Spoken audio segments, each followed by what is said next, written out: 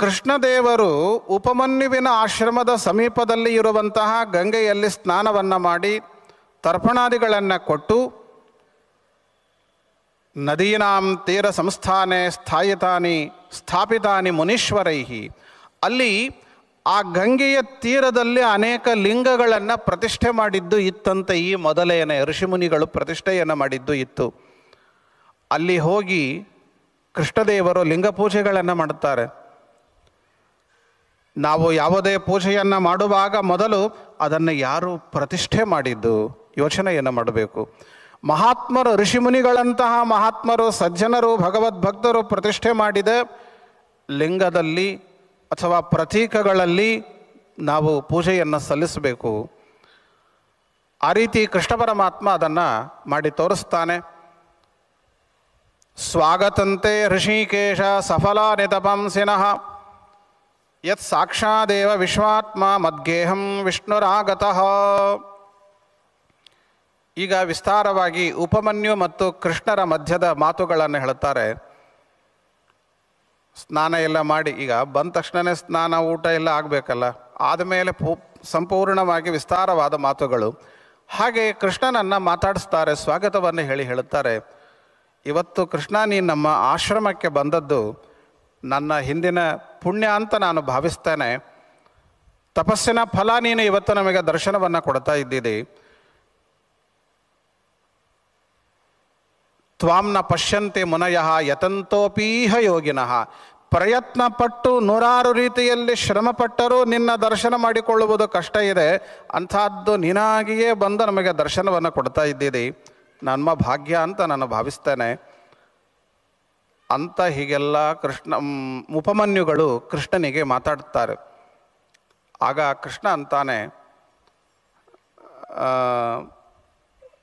ತಾನು ಅವರನ್ನು ಪೂಜಿಸಿ ಗೌರವಿಸಿ ಹೇಳಿದ, ಉಪಮನ್ಯುಗಳೇ, ನನ್ನ ಒಂದು ದೊಡ್ಡ ಕೆಲಸಕ್ಕಾಗಿ ಇಲ್ಲಿಗೆ ಬಂದಿದ್ದೇನೆ ಎಂದರು. ಅವರು ಮಹತ್ವದ ಕೆಲಸ ಇದೆ. ಏನು ಕೆಲಸ? ಭಗವನ್ ದ್ರಷ್ಟುಮಿಚ್ಛಾಮಿ ಗಿರೀಶಂ ಕೃತ್ಯವಾಸಸಂ. ಕೃತ್ಯವಾಸ ಅಂತ ಕರೆಸಿಕೊಂಡಂತಹ ಮಹಾರುದ್ರದೇವರನ್ನು, ಶಿವನನ್ನು ನಾನು ಕಾಣಬೇಕು ಅನ್ನುವುದಕ್ಕಾಗಿ ಇಲ್ಲಿ ಬಂದಿದ್ದೇನೆ. ಆ ಕೃತ್ಯವಾಸ ಅನ್ನುವ ಹೆಸರು ಶಿವನಿಗೆ ಏಕೆ ಬಂತು ಅನ್ನುವುದಕ್ಕೆ ಮುಂದೆ ಇಲ್ಲೇ ಕೂರ್ಮ ಪುರಾಣದಲ್ಲಿ ಒಂದು ಕಥೆ ಹೇಳುತ್ತಾರೆ. ಇವತ್ತೇ ಬರುತ್ತೆ, ತಿಳಿಯೋಣಂತೆ. ಕೃತ್ಯವಾಸ ಅಂತ ಕರೆಸಿಕೊಂಡ ಶಿವನ ದರ್ಶನಕ್ಕಾಗಿ ನಾನೀಗ ಅಪೇಕ್ಷಿತನಾಗಿ ಬಂದಿದ್ದೇನೆ. ನೀವು ನನಗೆ ಮಾರ್ಗದರ್ಶಕರಾಗಬೇಕು. ಶಿವನನ್ನು ಕಾಣೋದು ಹೇಗೆ, ಎಲ್ಲಿ ಹೋಗಬೇಕು, ಏನು ಮಾಡಬೇಕು, ಶಿವನ ದರ್ಶನ ಆಗಬೇಕಲ್ಲ ಅಂತ.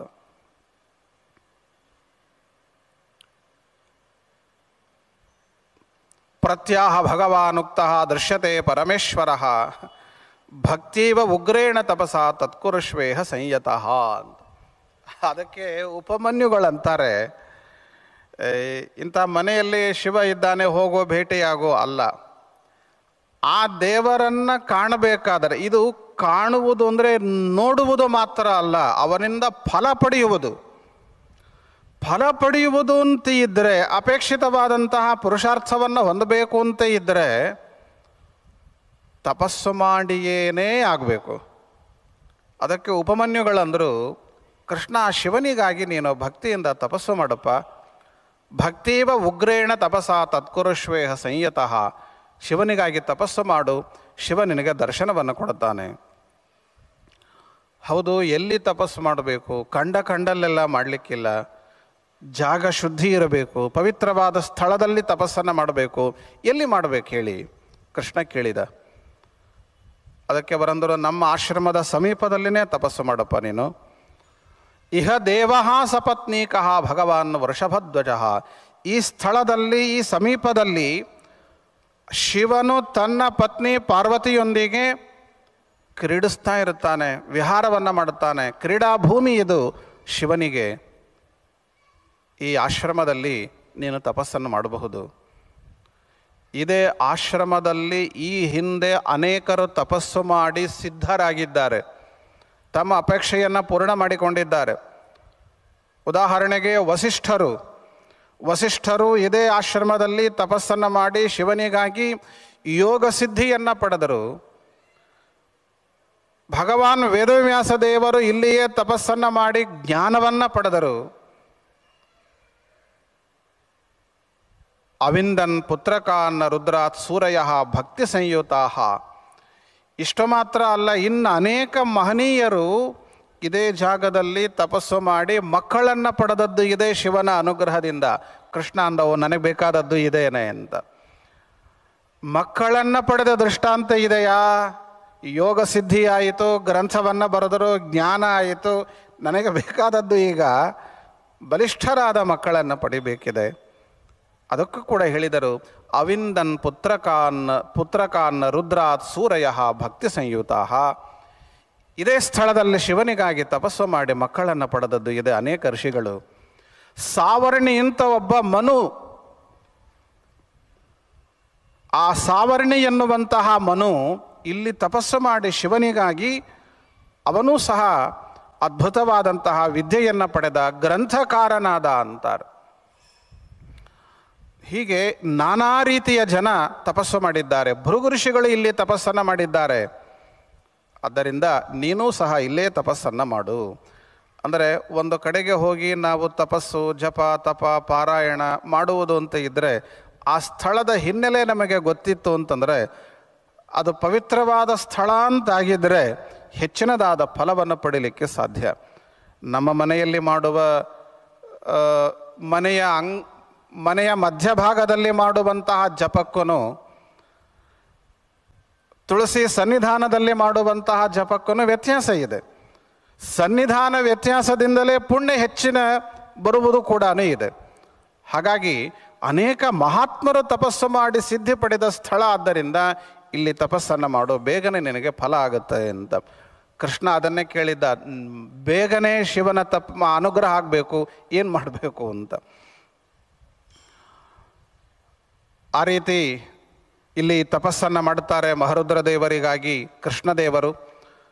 ಕೃಷ್ಣ ಮತ್ತು ಜಾಂಬವತಿಯರು ಅಲ್ಲಿ ತಪಸ್ಸನ್ನು ಮಾಡಿ ಶಿವನಿಗಾಗಿ ಸ್ತೋತ್ರವನ್ನೆಲ್ಲ ಮಾಡಿ ಶಿವನನ್ನು ಪ್ರಸನ್ನೀಕರಿಸಿಕೊಂಡು ಸಾಂಬನನ್ನು ಮಗನನ್ನಾಗಿ ಪಡೆದ ಅನ್ನುವಂತಹ ಚರಿತ್ರೆಯನ್ನು ಹೇಳುತ್ತಾರೆ. ಸಾಂಬನನ್ನು ಮಗನನ್ನಾಗಿ ಪಡೆದ ಅಂತ. ಇದೇ ರೀತಿ ಕಥೆಯನ್ನು ನಾನು ಪ್ರಾರಂಭದಲ್ಲಿ ಹೇಳಿದೆ. ಇದಿಷ್ಟೇ ಕಥೆಯನ್ನು ಹೇಳೋದು ಇಲ್ಲಿ ಪುರಾಣವಾದದ್ದು.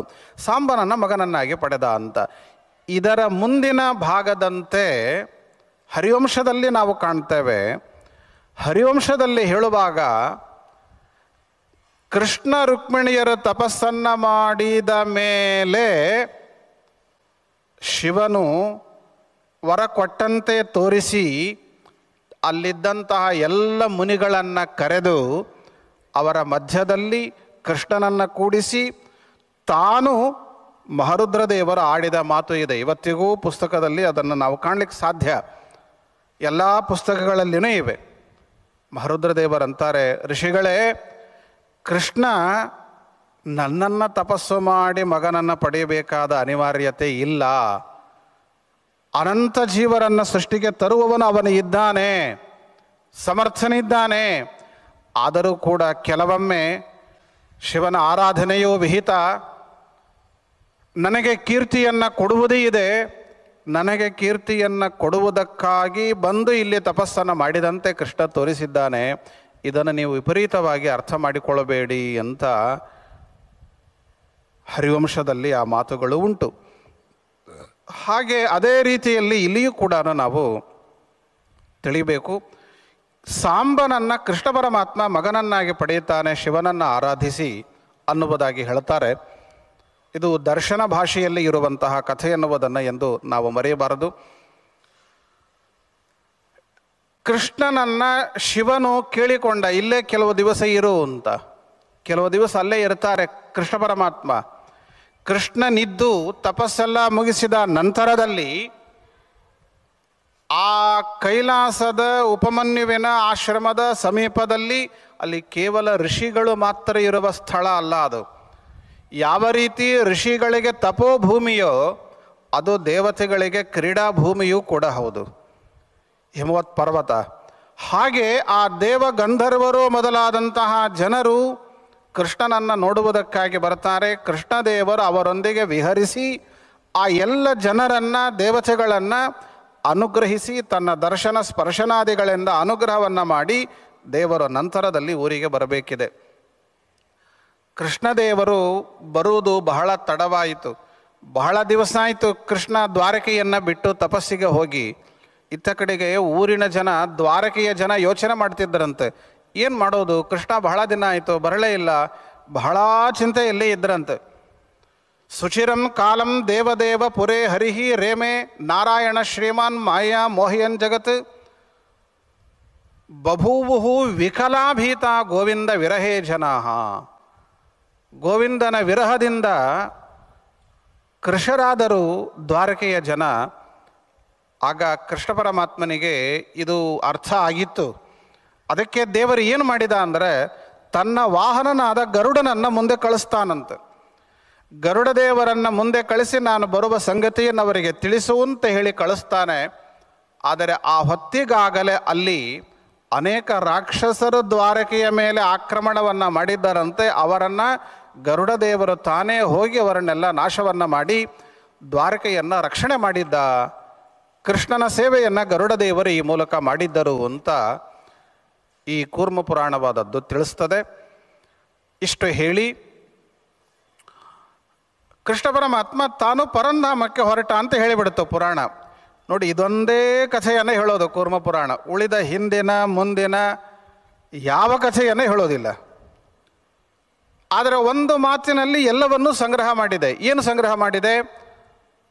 ಹತ್ವಾಚ ಕಂಸಂ ನರಕಂ ಅನ್ಯಾಂಶ್ಚ ಶತಶೋಸುರಾನ್ ವಿಜಿತ್ಯ ಲೀಲೆಯ ಶಕ್ರಂ ಜಿತ್ವಾ ಬಾಣಂ ಮಹಾಸುರಂ. ಕಂಸನನ್ನು ಸಂಹಾರ ಮಾಡಿ, ನರಕಾಸುರನನ್ನು ಸಂಹಾರವನ್ನು ಮಾಡಿ, ಇದೇ ರೀತಿ ಕಂಸ ನರಕರಂತೆ ಇರುವ ಅನೇಕ ರಾಕ್ಷಸರನ್ನು ಅಥವಾ ದುಷ್ಟರನ್ನು, ದೈತ್ಯರನ್ನು ಸಂಹಾರವನ್ನು ಮಾಡಿ ಕೃಷ್ಣದೇವರು ತಾನು ಪರಂಧಾಮಕ್ಕೆ ಹೋಗುವುದಕ್ಕೆ ಸಿದ್ಧನಾದ. ಮುಗಿದೋಯ್ತು. ಇಡೀ ಕೃಷ್ಣ ಕಥೆಯನ್ನು ಮುಗಿಸಿಬಿಟ್ರು ಅವರು.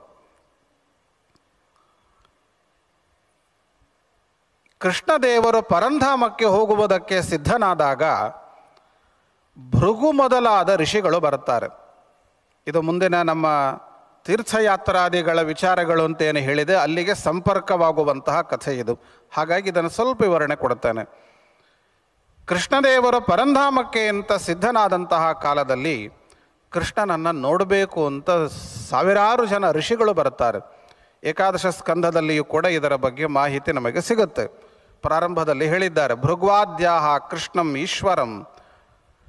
ಇವತ್ತೇ ನಾವು ಸಾವಿರಾರು ಸಂಖ್ಯೆಯಲ್ಲಿ ಕೃಷ್ಣನನ್ನು, ಉಡುಪಿಯಲ್ಲಿ ಇರುವ ಕೃಷ್ಣನನ್ನು ನೋಡುವುದಕ್ಕೆ ಸೇರುತ್ತೇವೆ ಅಂತಂದರೆ, ದ್ವಾರಕೆಯಲ್ಲಿ ಅವತ್ತು ಸಚ್ಚಿದಾನಂದ ರೂಪಿಯಾದ ದೇವರೇ ಇರುವಾಗ ಆ ಕೃಷ್ಣನ ದರ್ಶನಕ್ಕಾಗಿ ಬರ್ತಾ ಇದ್ದರು ಋಷಿಗಳು, ಮುನಿಗಳು ಅಂತನ್ನುವುದು ಏನು ಆಶ್ಚರ್ಯದ ಸಂಗತಿಯಲ್ಲ.